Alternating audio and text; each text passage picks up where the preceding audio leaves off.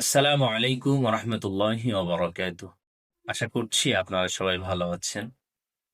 আলহামদুলিল্লাহ, আমিও আল্লাহ তাআলার অশেষ মেহেরবানিতে অনেক ভালো আছি। আমার ভিডিওটা আপনাদের সামনে গিয়েছে।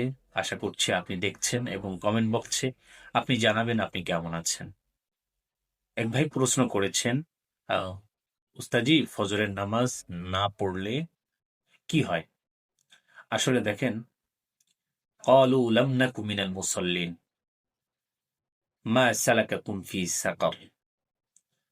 কিয়ামত যেদিন কায়েম হয়ে যাবে, তাদেরকে জাহান্নামে দেওয়া হবে এবং তাদেরকে প্রশ্ন করা হবে, তোমরা কেন জাহান্নামে এসেছো? তখন তারা উত্তরে বলবে, দুনিয়ার জিন্দেগিতে আমরা নামাজ আদায় করি নাই, যার কারণে আমাদের স্থান এখানে হয়েছে।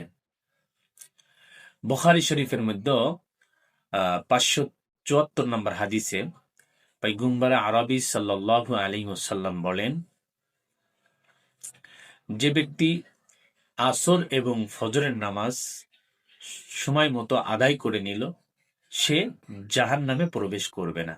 তাহলে দেখেন, এত বড় এত গুরুত্বপূর্ণ একটি নিয়ামতের চাদর আমাদের জন্য রেখেছেন, যারা নামাজের প্রতি গুরুত্ব দিয়ে তাদেরকে জাহান্নামে প্রবেশ করাবেন না, পয়গম্বর ঘোষণা দিচ্ছেন।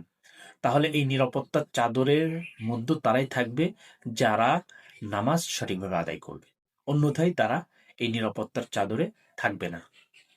এখন আপনি ফজরের নামাজ পড়েন নাই, এই সম্পর্কে 1142 নম্বর হাদিস বুখারী শরীফের মধ্যে এসেছে। পয়গম্বর আরবি সাল্লাল্লাহু আলাইহি সাল্লাম বলেন, যে ব্যক্তি ঘুম থেকে ওঠার পরে ফজরের নামাজ আদায় করলো না অথবা নামাজ আদায় করলো না, সেই ব্যক্তির মাথায় 3টি গিরে দেওয়া হয় এবং তার কিন্তু আসলে বাস্তব যে অলসতা কাজ করে, আর ভালো লাগে না, মন মরা থাকে। এজন্য আমরা সবাই নামাজের প্রতি গুরুত্ব দেই, নামাজ সঠিক সময় আদায় করি। আল্লাহ তাআলা আমাদের সবাইকে সঠিক সময় সঠিকভাবে নামাজ আদায় করার তৌফিক দান করেন। আখির দাওয়ানা আলহামদুলিল্লাহি রাব্বিল আলামিন। আসসালামু আলাইকুম ওয়া রাহমাতুল্লাহ।